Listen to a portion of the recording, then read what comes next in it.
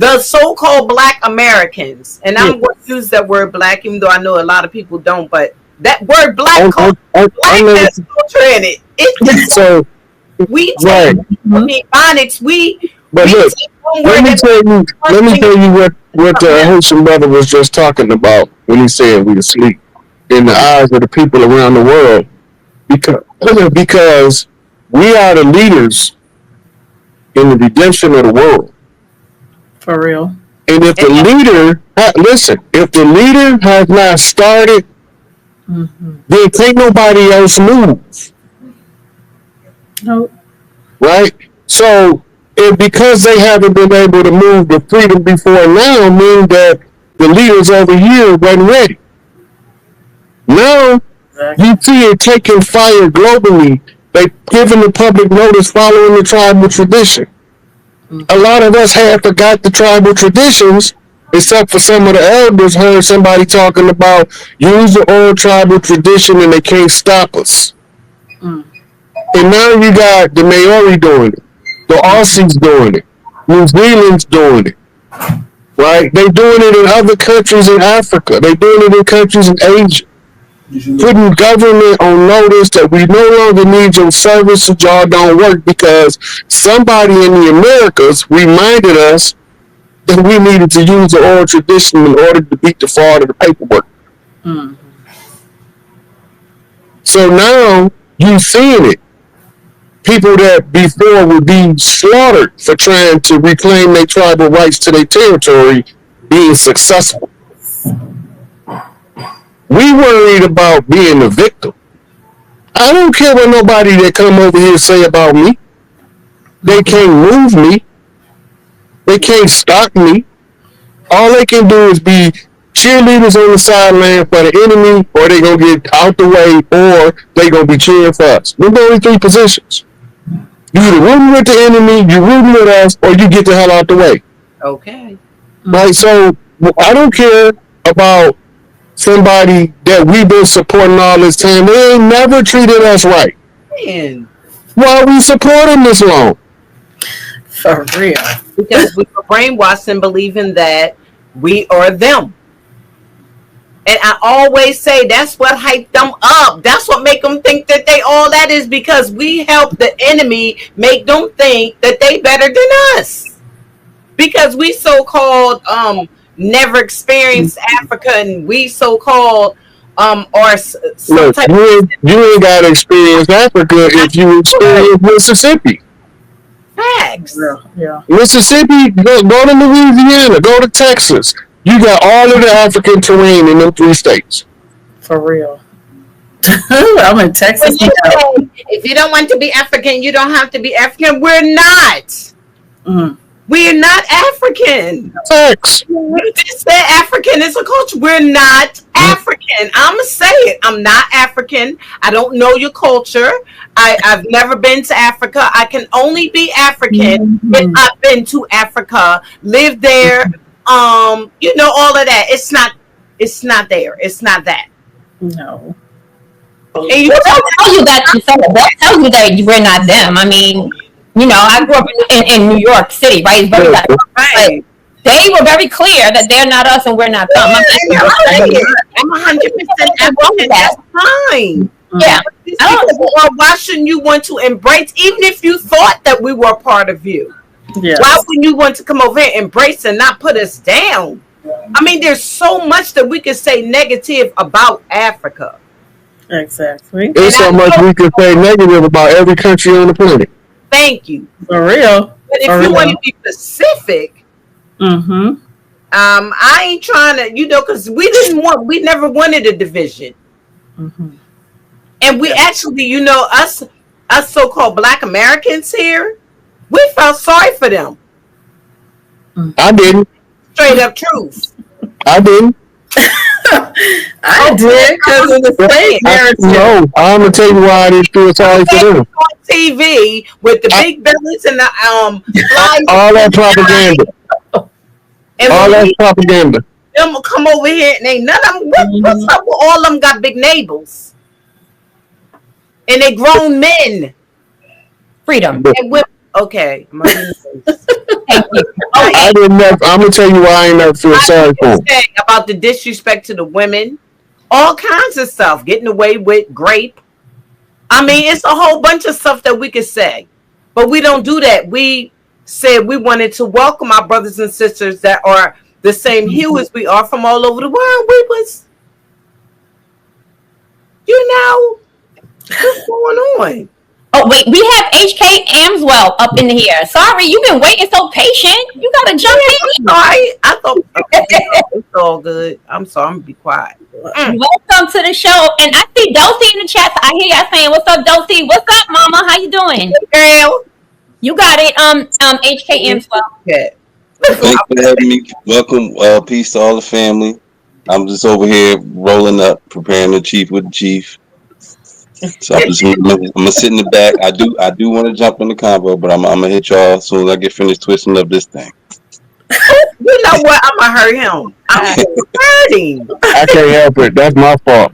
He got some of that wild Mississippian blood again. No, he done tempted you, girl. I'm getting ready to take a break and go. Nah. But you know what, bad hombre? You just said. Didn't you just say your wife was blonde? Now you know what? I'm gonna hurt you. Mm-hmm. Now you said blonde wig or something. No. You always got something to say. You make me so sick. But I'm always happy to see him in the chat. I love all kinds of styles. I'm a styling gal. I like that. I like all kinds of HK Amswell is rolling up and getting ready to chief, and blow it down. We're going to it a little bit, if that's okay, y'all. Let's backtrack for a minute and play that video I sent you because I want to see what the sister said. I'm having a problem downloading the video. Okay. I don't think she's in the chat. I think somebody thought she was or something. Oh, okay, because I saw people saying hey. So I was like, oh, what's up, girl? But she might pop in the chat. Hey, look, y'all ever see this restaurant in New York with this real rude ass stuff? Be talking reckless to people, but they love it. And they pay it's a 5-star restaurant, and part of the experience is being talked to like you ain't shit. Oh, heck no. It's the real restaurant in New York. People, the land be out the door. People trying to get in there so that they can be talked to rude and disrespectful. What? By this man and his staff while they serve him this terrific food. It would be in New York. We are very much like that. So that's the name of the restaurant. New Yorkers are very much like that. Oh my goodness. But, brother 832 said drop the link. Huh? The brother said drop 832. Okay. Oh, Alabama, what's up? Who said that? And look, I brought that up to show you how we are as a people. Do you want me to play it on my phone and then me try to? Wait a minute, before you leave, before we get. I'm not talking about that video. I'm talking about the restaurant in New York. Oh. Okay. We know these people don't like us. We know soon as we exit that door, don't nobody look like us be in that building. We every kind of in that double GA they can come up with. We know this, and we patronize them anyway. Mm-hmm. Now all of a sudden that we becoming self-aware, they patronizing of our patriotism of their shops is making us be like, I can keep my own money. Right. I don't have to be talked to like that. But we don't wake up if they don't talk to us like that. We don't start saying enough is enough if they don't disrespect us. Because we can only be disrespected so long before we say enough is enough. They know this. Yeah. Because it's the nature of who we is. We just got long-suffering patience that allow us to take it longer than anybody else, and that's why we've been at the bottom this long. Because can't nobody else take it like us, because we're the strongest. And that's how the last get to be made first at the end when the new beginning turn around. The last gonna be made first. We was last. Right. Haiti was last. Jamaica was last. Dominica was last. So now when we seeing all these people talking to us like we last, they saying the only way we gonna stop talking to y'all like y'all last is when y'all move into the first place. Talk about it. I'm not mad at none of them. I got the same sympathy for them Africans as they have for us during this 500-year conflict. I got the same amount of sympathy because everything they've been showing us going on there is the same people we've been fighting over here, wreaking war on Africans over there. And then they sending their cronies over here to make us think Africans don't like us. Africans ain't thinking about us. Why would they not like us? We not even part of their day-to-day struggle or their mentality. They don't walk around talking about, I'm wondering what the Negroes in America doing. That's not even on their mind. They trying to figure out how I'm going to feed this baby. Who want to help me cook this big-ass meal for this whole family? They got their own set of problems to worry about. The only ones worried about us is the ones that don't want to be over there with them. And how do they get the resource to get away from them if they not helped by an outsider? Right. See, you got to pay attention to this stuff. It's war. Bang Dong Conference, 1954, Sukarno. All of the African and Asian nations, the 9 pale-faced nations of... Santa, don't forget what I just called you about. Just don't let me forget either, but I won't. Yes, ma'am. All right. Talk to you later. Okay. Peace. Okay, Alibamo, what's up? But wait a minute, Dots. Before we go tonight, too, I wanted Rod to speak on the fact that the all-white community. Okay, but let's hear Alibamo, and then we'll get to that after. Okay. Hey, Alibamo. Good evening, ladies, and I won't be able to probably stay long either. But I just wanted, that was some of the questions I wanted to ask you, Brother Rod, if you don't mind, to walk. You good? You can bounce back to that all-white community nonsense because we've allowed them to think they can be all white. But here's the thing I wanted to ask you, Rod. Number one, El Haj Malik El Shabazz, he went to the United Nations, pushed human rights as an agenda. These countries, quote unquote nations, didn't even have a name. Why is it they have never respected that? Or let me say, this is my opinion. You can respond how you think. They don't even mention him to this very day. That's why they became free in the wake of the civil rights movement. What say you, brother? Who you making reference to? You said Malcolm went to the nations. I said when he went before the UN, trying to bring the human rights issue and elevate the confusion that was being caused by the civil rights movement. The African nations became nation states. They didn't exist before then. You see what I'm saying, Rod? They don't pay homage to Malcolm or our movement to this very day. Look, a lot of the ones over there give Malcolm his credit, but we don't get the information. Right? The ones he mostly dealt with was in Ghana, where he spent the most of his time, and that's where he met Maya Angelou over there. And she was dating the African king at the time, and Malcolm came to see her while he was there. He only stopped in a couple of countries in Africa. In each country that he went to, I think Egypt refused him because they didn't want him to die in Egypt.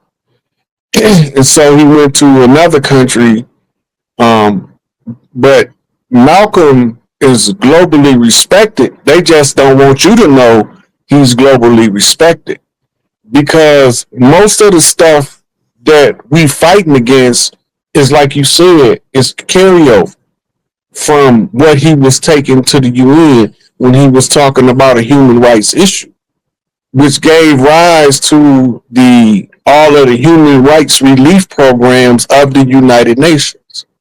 But they still don't want to give us the same relief. Or the credit. That's what USAID we just saw got doged, right? Mm-hmm. And there's not a peep from them. But go ahead, you still want to cook on it because my next question is about the freedmen and see what you say on that. So they don't want to ever admit we did anything of renown or anything of consequence so they can continue to downplay our movement to reclaim what's ours. The only thing they don't have an answer for is when we following the tribal tradition, rallying the tribes, they don't have an answer for that. But they have an answer for suppressing us, for labeling us in the media to assassinate our characters. This is part of their war protocol. It's called hanging in effigy. It's a symbolic lynching ceremony done in the form of prosecution of a criminal act that may or may not be true and may most of the time be overly exaggerated to intensify the negative reaction to get your political prisoners spoiled in the eyes of any prospective jury that will hear the case. So use the media. That's terrorism. Yes, they've been doing it to us the whole time. It's not new. And when that don't work, they do what they did to MOVE in 1985. They blow us up. They do what they did to that church in Alabama. They blow us up. Right? That was done on my 5th birthday. Those girls were sacrificed. Now, here's the thing about the Muskogee Creek and the quote-unquote citizenship. Okay, we're getting ready to pull up that, Alabama. That was the next thing we was getting ready to pull up. So I want you to hold that because I want to read the article first, and then you follow up with that question, okay? Can we do that? You got it, sis. Cook. You went right where I wanted to go. Hold on. Let's call it masterful segue. Now I don't talk too fast. Hold on, I gotta pull it up, y'all. Oh, go ahead. Y'all can continue talking. Let me pull this up. While she's pulling that up, I want you to tie together that if you hadn't heard, the Cherokees are now asking for Congress to fix the problem, Rod. So when she pulls the article up, could you roll those two together? Yep.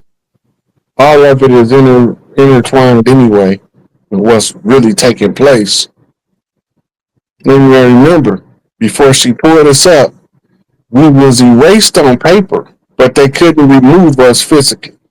There's too many of us and we populated too fast.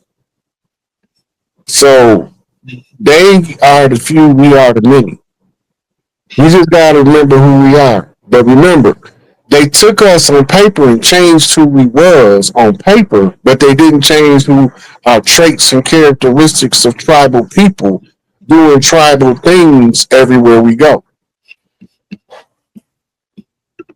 Yeah. That was a good segue, Alabama. 1 second. Let me pull this up. Okay. And if you could, while you do that, maybe put another, pull up the 3 million acres they gave to Muskogee. If you can pull that up in the back and maybe put that in the chamber. But go ahead. While I read this real quick, do you want to just send that to me and then I can pull it up faster? I'm going to see if I can do it. I'm on my phone, but go ahead.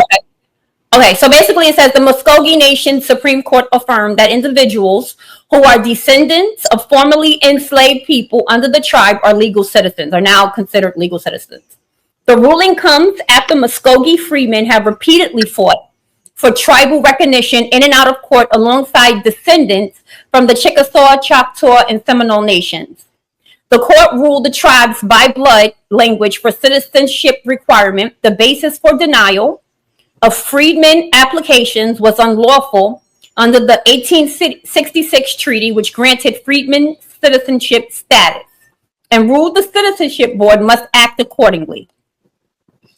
And there's a quote. I'm going to skip the quote. No, I'm not. I'll read the quote. The matter is remanded to the Appellant Citizenship Board, who is directed to apply the Treaty of 1866 and issue citizenship to the respondents and any other future applicant who is able to establish a lineal descendant on the Creek by blood Dawes roll or the Creek Freedman Dawes, the ruling said.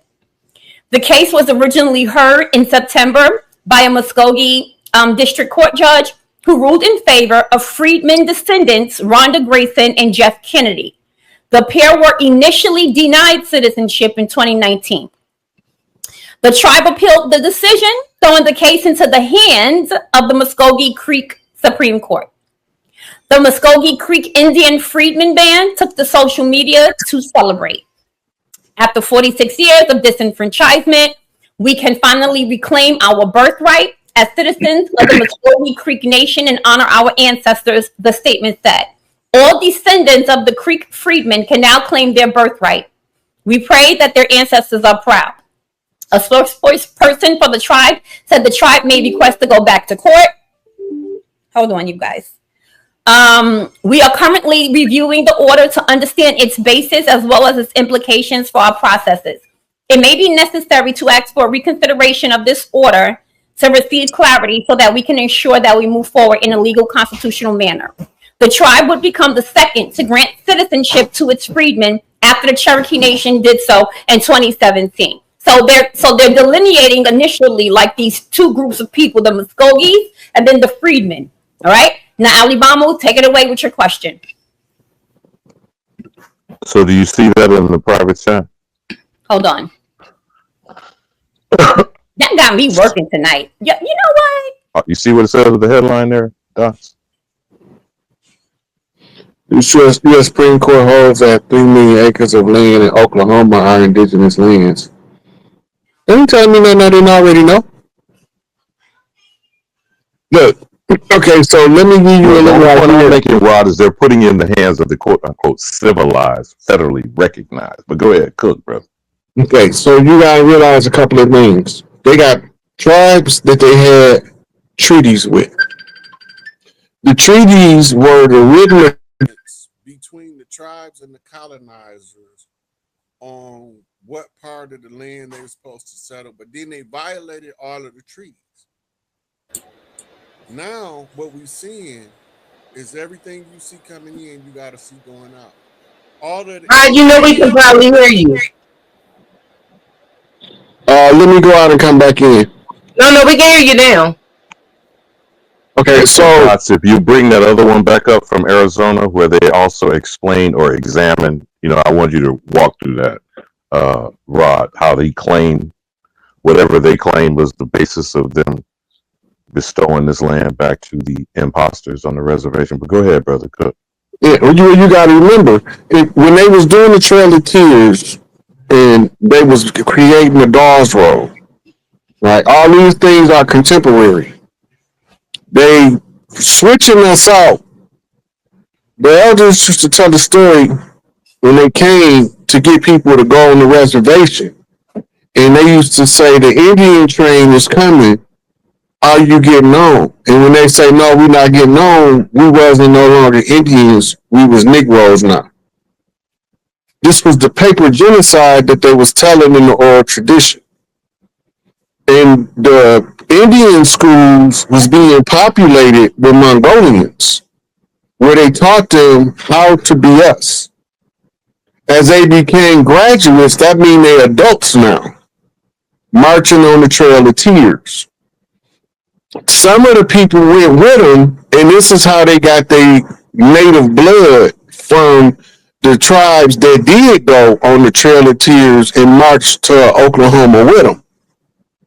But all this land right here that you see was already set aside as the conclusion of the Trail of Tears.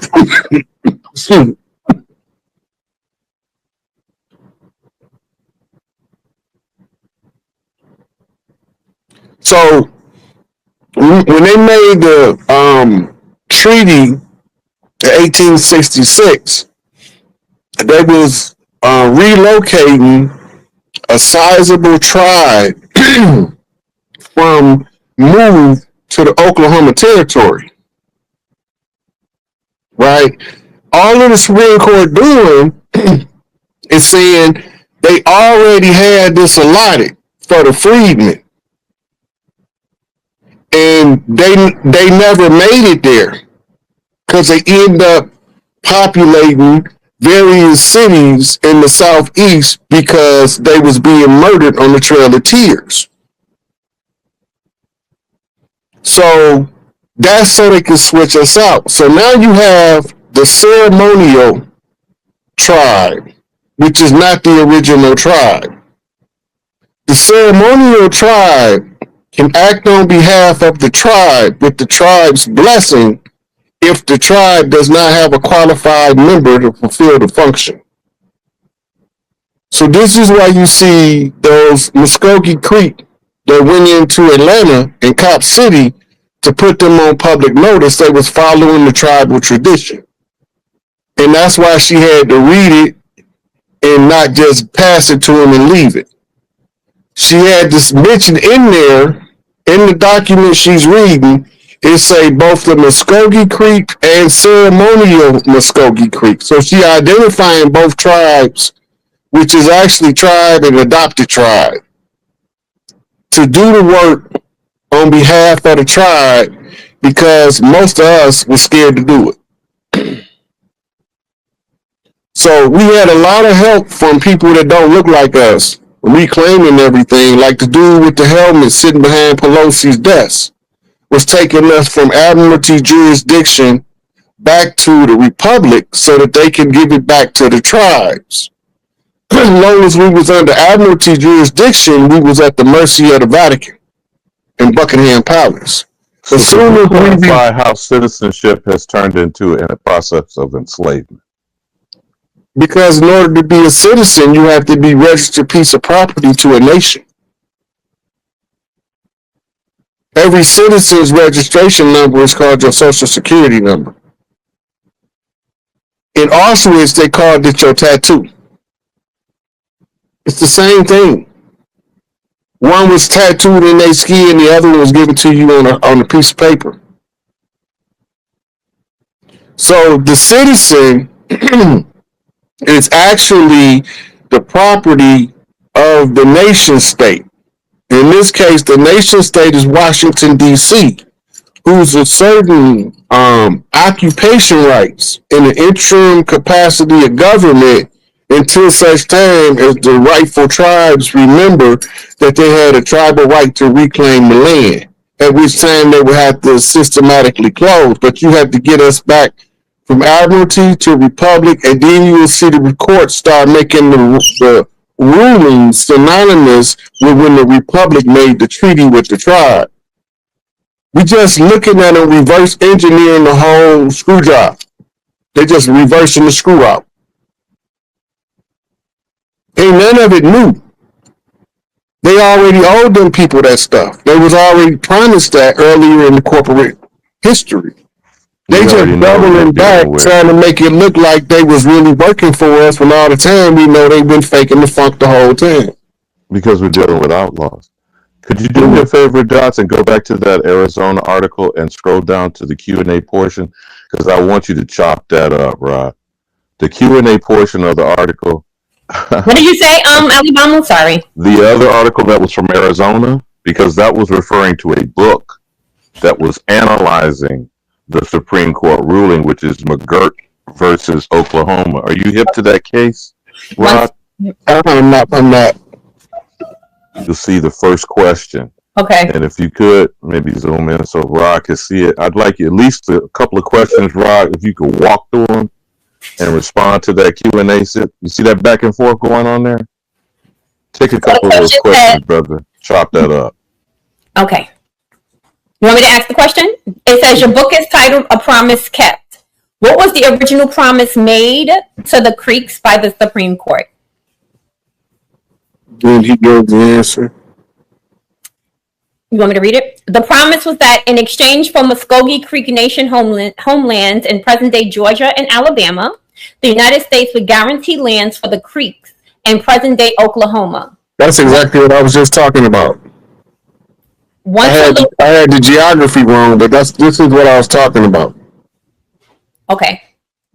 Once on those new lands, the Creeks would govern themselves and have jurisdiction over their territories in perpetuity, which is like forever. Yeah. Miller says this promise to the Creeks and other removed groups was made in the 1830 Indian Removal Act, reiterated in the 1832 treaty with the Creeks, which was the Treaty for Creek Removal, and in the 1866 United States Treaty with the Creek Nation, the treaty forged after the Civil War. That's interesting. Interesting. Okay. Why weren't those promises kept? Etheridge says they never had any intention of keeping them. Before the ink even dried on these treaties, the federal government began interfering with Native American sovereignty and jurisdictions, right? So this thing is problematic for me already because of that Native Americans, right? Because that's always I feel like, all right, let me keep my comments on myself. All right, and once Oklahoma gained statehood, it began to encroach on Native American rights. The federal government for decades turned a blind eye to Oklahoma and other state encroachments.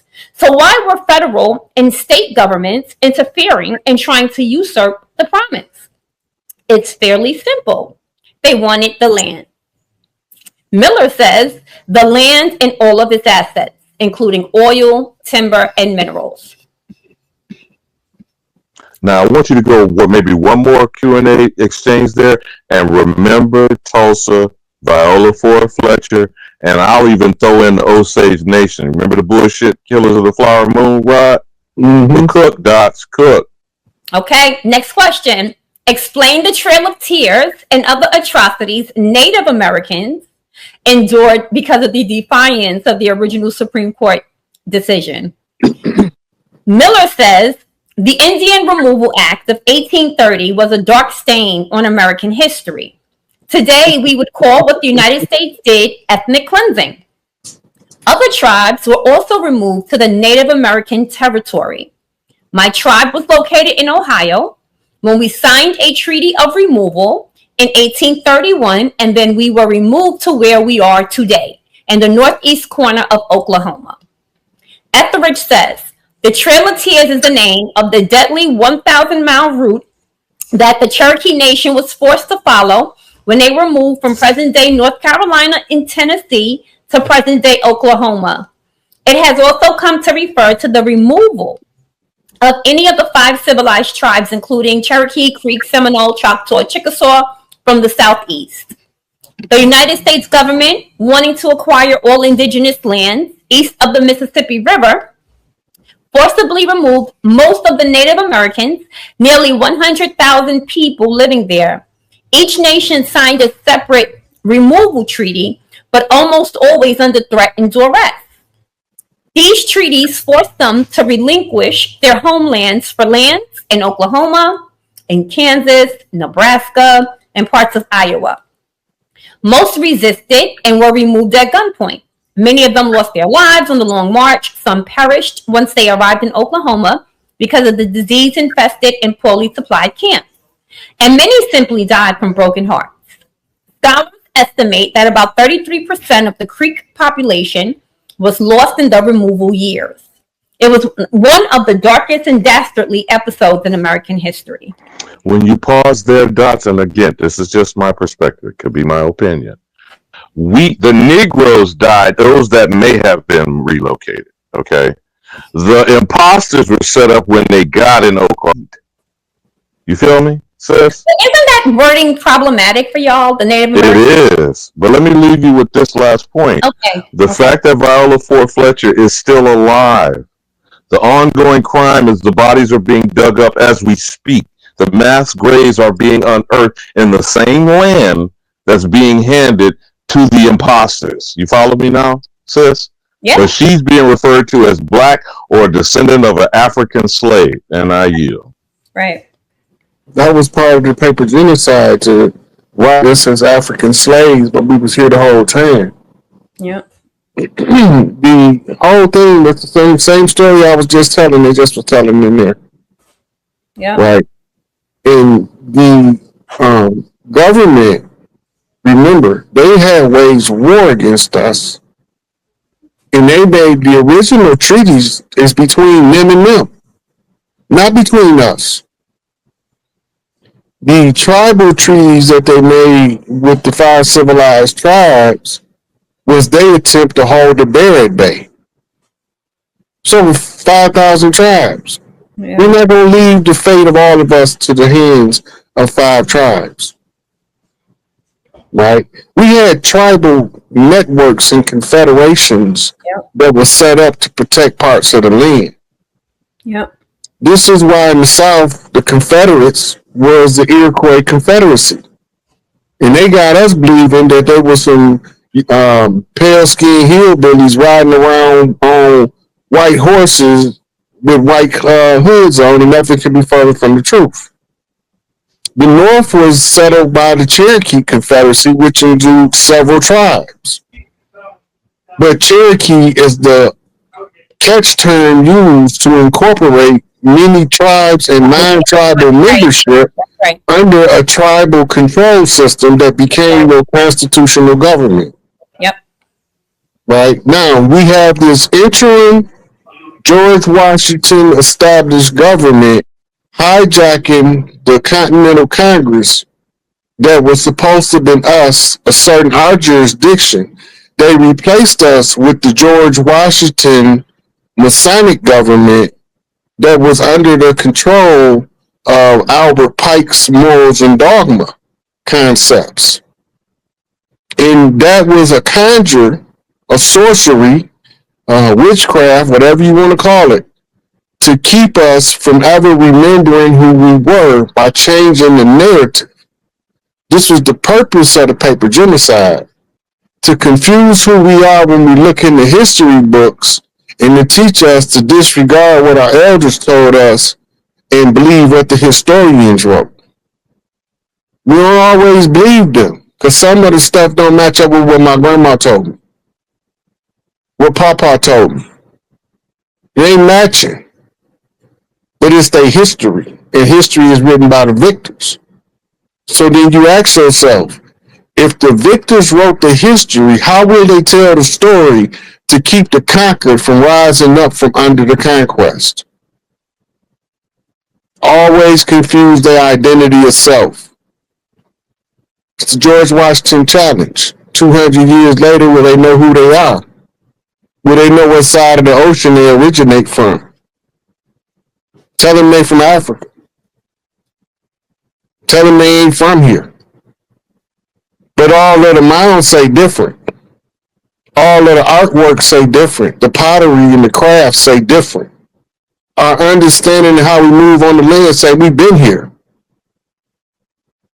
So now you see them scurrying in their system to make arrangements to fit their narrative into the reversal of what they did in the first place as the dirt.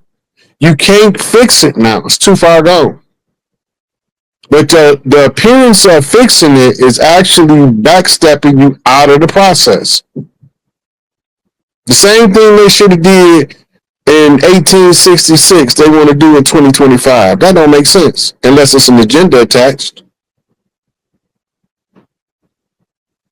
And that's most likely the case. And the case is they have to take the Republic from the Admiralty in order to give the law of the land back to the tribes. You know, silence that.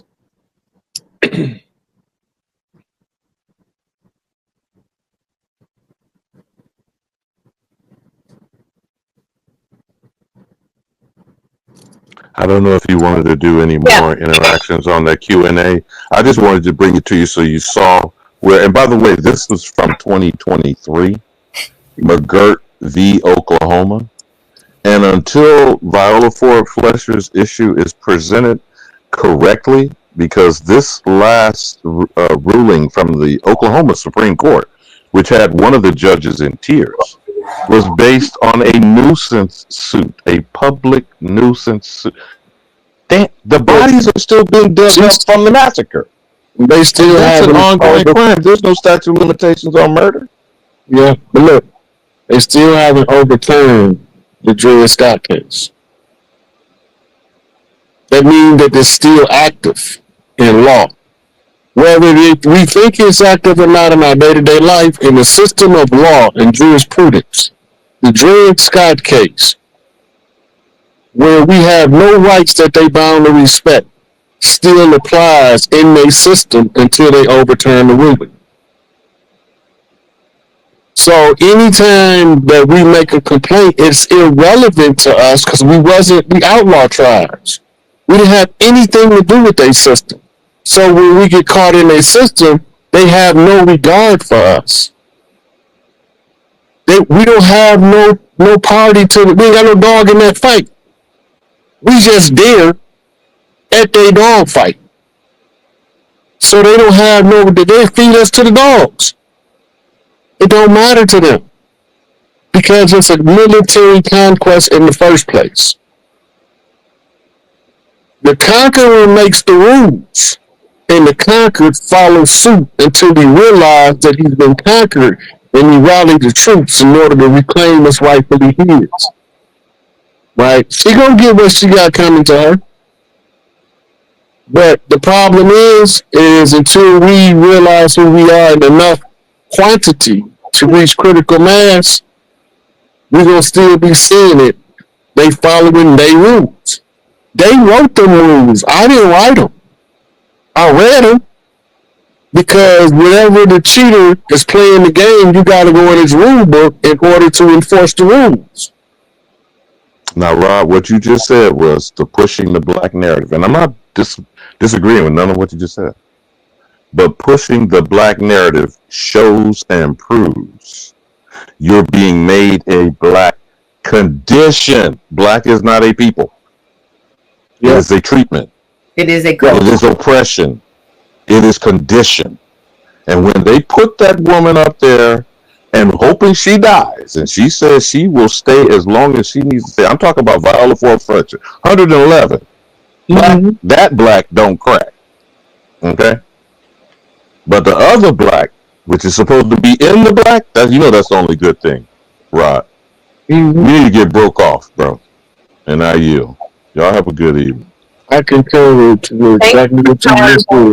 Some people see black as being a culture. I'm one of them. Be honest. So when they started calling us black, it was in relation to the caste system and the chess game. Right, but you know us as a people, we could take one thing and turn it into something completely different. Yeah, we turned it into art. We turned it into art. That's what I'm saying. Black is, to me, like it's a culture. It's something stronger than it became. I would say that. So Alabama won't think I'm being disrespectful. It became something stronger than just as strong as what they try to put on it for us. Everything they did to hold us down, we found a way to either make it look good or feel good. Thank you, Rod. You said yes, and that is us. That is something that only culturally we do. That's what we do. Okay, so is there anything else you wanted to say about that, Dots? Because that was your No, I think that's a great closing. Mm-hmm. Because we're having a part 2 that we've already talked about because I tried to squeeze him out for tomorrow or Sunday. He said we gotta do it Monday, but we must and we have to because it is very vital and important that we speak on this. Not that we care, but yet we care about this all white community that is being.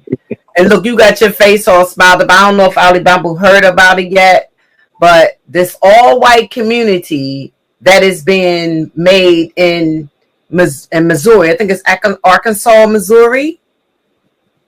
You know what I mean? Mm-hmm. Am I right? Right, it's in Arkansas. And what they're saying is no blacks, actually no other race.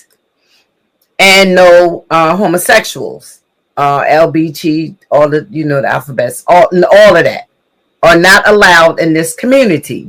I guess they're gonna have their own banks, their own supermarkets, their own jobs. I mean, we all know that they're gonna be using everything that everybody that is not white invented in a land that they stole, and starting this whole thing on a land that they stole. But it is a subject that I think that we need to talk about. More than a comment, I got a serious question. Please don't. Okay, if you say, why do we care? Okay, go ahead. Who paying for this? Okay. Okay. I think that they've tried to do this many times when they tried to move out of the city, and the city was actually, I think, supposed to be for them at first, but they moved out of the city when in suburban areas. I think because where I live in right now, there was a time that black people were not allowed in this area that I live in right now. Listen, in order for organized banks, stores, costs requires capital. Mm-hmm. who's ever behind it is intent. It's inflammatory. It's an antagonistic response to losing control. Somebody with some money had to bankroll that project. And I'm not talking about your $2-3 million. I'm talking about some billionaires that $2-3 million is pocket change to. Well, remember, the Second Amendment allows, right, the formation of militias now. So this is going to be a good conversation. Militia in Montana is one of the most well-formed and organized militias in the country. Right to bear arms, that's right. And it shall not infringe. That's right. A well-regulated militia is necessary to secure. Constitutionally, we were all supposed to defend our own community. That's right. The police is a foreign occupying force. That's right. They don't got nothing to do with the people on the land. They got everything to do with some people that's on the other side of the ocean. They chartered out of London, England. And their fraternal order of police and all that is tied right back to the Masonic lodges of London, England. It's a military occupying force. They used to have checkpoints when they first started setting the police up. They did. But before they called them police, the checkpoints was called slave checkpoints. Where they checked your papers, your free papers, your driver's license, your social security card, your passport. Let's talk about to make sure that you are authorized by the colonizer, captor, conqueror to move about freely on the land with freedom of locomotion because you have your papers. Before they came, we didn't need no papers to go nowhere on the land. All we needed was our decency and common sense and good morals, and everybody accepted us like we was family. Now you need papers. That's a police state. America is a police state under admiralty jurisdiction being overthrown by a tribal jurisdiction being restored. Somebody got to pay for that stuff. And if they paying for it, they also paying for the news coverage. And news is strictly propaganda, so why is they telling us? They could have did it in silence and secrecy and nobody would have never knew. That's true. Why are they telling you? It's a cattle prod to keep you moving in the direction they want you to go. They want to push their agenda. But if you can't see their agenda, they can convince you to push it for them. So they can say, it wasn't me. It was them. Everybody came over here was supposed to isolate into their own community like the Amish, like the Quakers, like the Mormons, like the Jehovah's Witness. They was all supposed to form their own community under the rules of the tribes. But the government stepped in and turned them into 501c3s and made them all slaves right along with us. And gave them an agenda that if you want to keep existing, you have to follow. That is true. It makes a lot of sense too. That's a place to end on. We have 450 people in the building, y'all. On our show back. We love y'all. Shout out to Copper Goddess. Shout out to CJ, Cherise, Lindsay Hawk, Indigenous Black Man. Who's Tavina? Who else, y'all? Who else? Don't come at King Tay, the Treasury.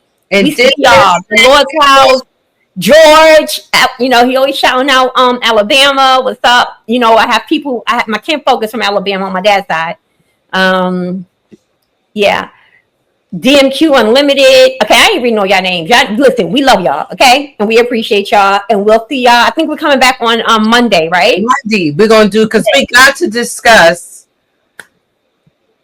this all-white community and how it could be dangerous though, right? Because they're trying to do this all over America. They're already putting signs out. Already stop you allowing people of color and if they can tell that you're homosexual coming into different restaurants and stores. Look, remember the first thing you gotta ask yourself is who paying for all this shit. Right. The police is the first ones to tell you if you want to know the root to the problem, follow the money. You want to know who's responsible, follow the money. You should see how they trying to make their follow the money. Little stuff. If you don't understand propaganda warfare, then you won't never look to follow the money. That's how Antifa got busted and Black Lives Matter got busted because they followed the money. Yeah, for sure. Right? They found out George Soros was funding them. Sure. Right? For counter insurgency measures in order to influence the elections of the government. Yeah. Right? And they uncovered it all by following the money. Yeah. It's a book called Black Autonomy and Self-Determination I read years ago. And the book was about us going places on the land, setting up our own communities. We've been doing it.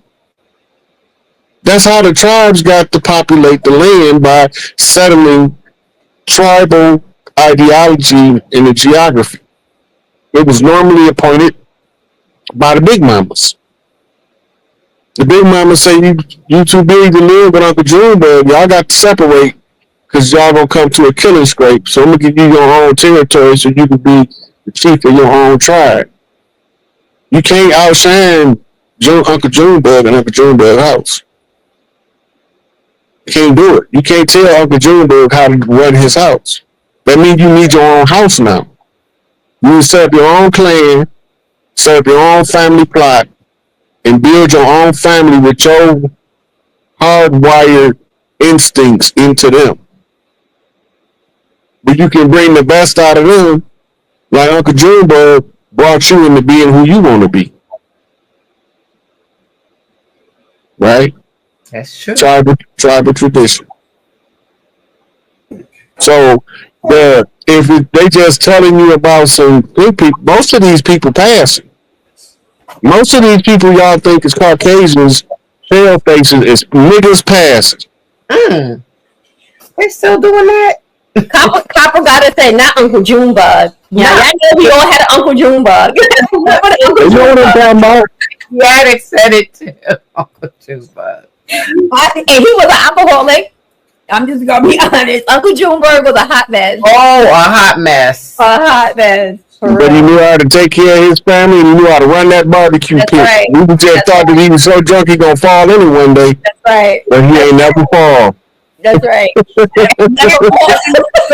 Say that no, we aren't scared, but to be aware of the danger that could come from. They the same amount of dangerous to us as we is to them if we form our own community. I agree, but it's better to be aware of the mayonnaise. I mean, it's better to be aware of what you're facing. I just think it's better to be aware. Awareness is critical. Awareness is critical, but you gotta remember, if you take the right away from them, you take the right away from you. Now, that's true too. I'm not trying to take the right way. I'm glad they're letting us know who they are.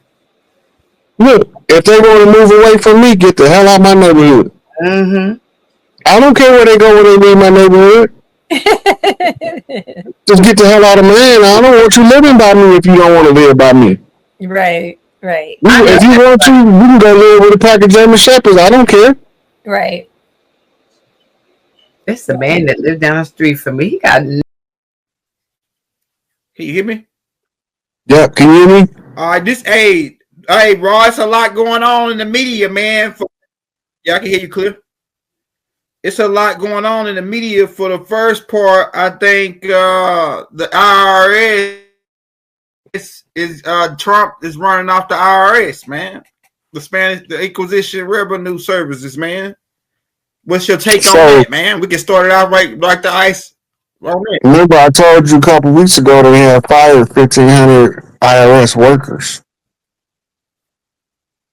Then when we finished the last class, somebody sent me a clip of the brother talking about the IRS being closed, the buildings being closed. The IRS agent that, like H&R Block agent that do your taxes, they going down to the IRS office and can't get in because there ain't nobody there. Mm-hmm. This is consistent with the fall of the Federal Reserve and the collapse of the old system and right at the emergence of the new system. They use sensationalism and exaggeration to blow it out of proportion in order for you to not realize what they're doing. When you turn down the exaggeration, and then you can see it better for what it is. It's the same way with translating dreams. Mm-hmm. Mm-hmm. My next question that we got for you is that, so we got the government shut down. We're going on day 13. Once they go, we're going on day 13. It'll be day 13 tomorrow. Now, once they go into 15 days, 16 days, what have you, this is when the payments for some of these organizations that's connected with the federal government don't go out no more. What's your take on that? And for the people that's watching as part of those organizations that maybe not receive a paycheck, they still got to go to work and hope that these guys clear everything up within the next couple of days. Well, the military is guaranteed to get paid under Trump. Redistribution of the funds seized by Doge insisted that. So remember I told you last time it was a $2 billion package. It was a $200 billion package that they took from Doge to pay EBT and those SNAP and all that, single mothers with children, make sure they cover. So now we see he issued a statement saying that Schumer didn't want to start the government back and his soldiers couldn't get paid. Remember, as the commander-in-chief of the armed forces, your primary responsibility is to keep your army's morale high as you exercising hostile actions, especially when it's internally. So by him continuing their pay through Doge it shows more patriotic loyalty to the soldiers than to the political machine. So it's a subtle message that comes with that. So all of this is the shutdown of the old system, and then when they start rolling out the arrests in the next couple of weeks, then that's when they're going to start showing you why the old system was done away with and why the military had to intervene. If you know American history, the military has always reserved the right to intervene when the government go rogue. It's part of your Second Amendment militia rights. Well, that's why in their oath, they swear to protect it against all enemies, both foreign and domestic. But under the structure and anatomy of military, the only way you can use the Army, Navy, Air Force, and Marines at home is they have to be put under the command of the National Guard. So they call the dude that called the meeting with all of the generals, they say he was a failed National Guard general. Right? But obviously he wasn't, because he's now the director of the Department of Military or Department of War. So they're using the National Guard because there's a domestic enemy. ICE is under the jurisdiction of the Department of Justice. They're trying to recruit policemen out of the police force by offering them incentive packages that the bonus is more than their annual income, most of them.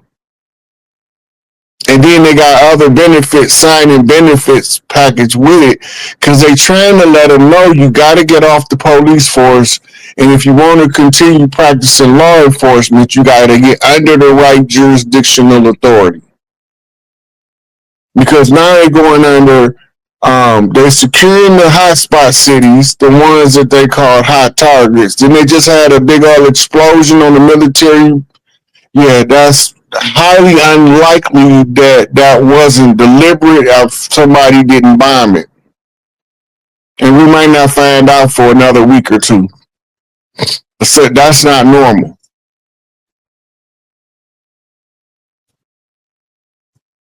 Hey, did they ever catch that dude, that serial killer yet in Houston? Nope, they haven't caught him yet. They just found another body like 2 days ago. In a different, but they gonna catch him though because his pattern consistent.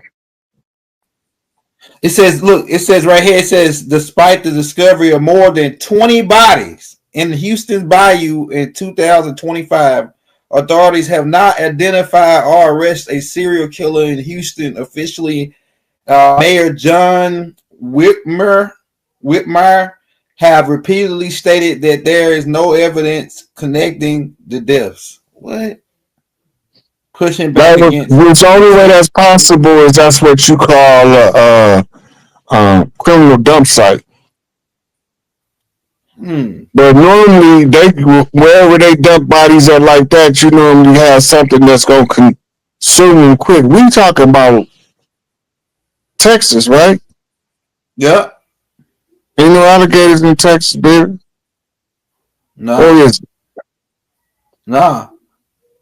They mostly Louisiana, Florida. Because Texas is right up against Louisiana, and Louisiana got gators. But Texas don't got gators. That sounds weird. Yeah, they don't got no gator because it go from Louisiana, Mississippi, Mobile might have a few, but then it's just really Florida and Louisiana is the main two alligator crocodile states. Look, I went to go visit Macomb, Mississippi, right? Mississippi, yep.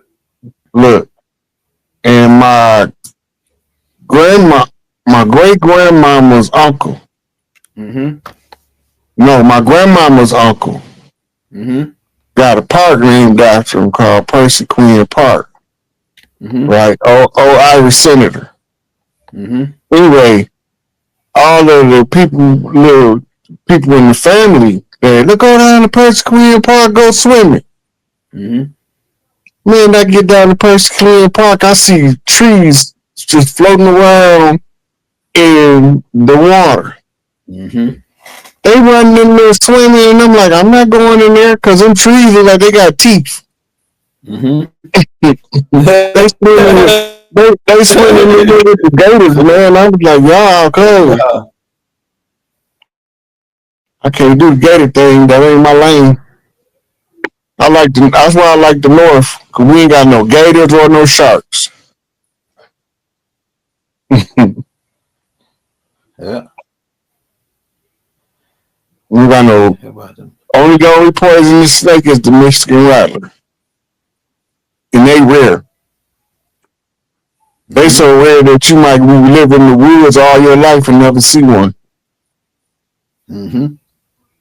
So I ain't really worried about them.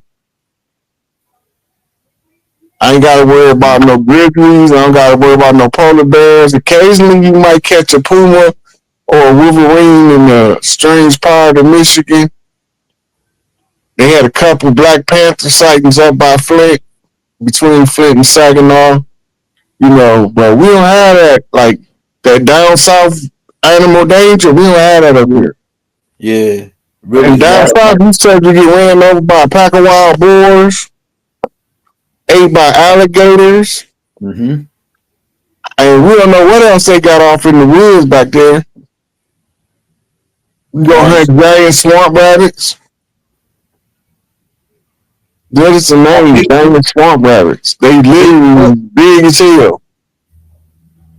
Hey, they got Bigfoot and reptilians. The walking shade shifter ones. Tell them. Oh yeah, the Kiddites. Yeah, want to chase me. Those are the Kiddites. What they call the rookies on